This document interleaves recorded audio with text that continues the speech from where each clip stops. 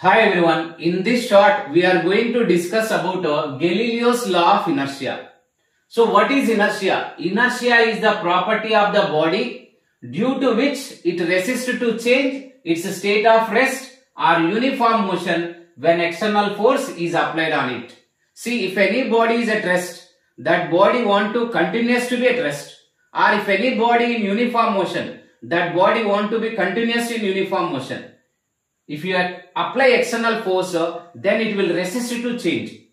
So that resist to change, that laziness only inertia we will call.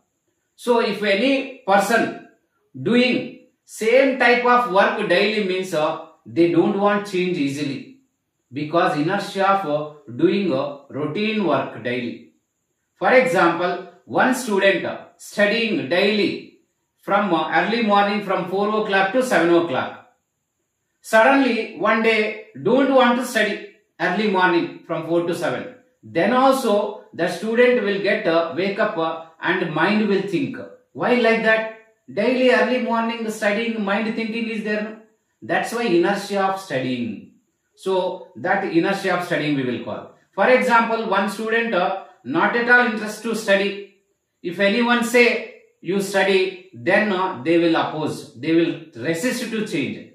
They will run. In that two examples also I have shown in this video. You can observe and don't miss ending that two examples. And mass is the measurement of inertia.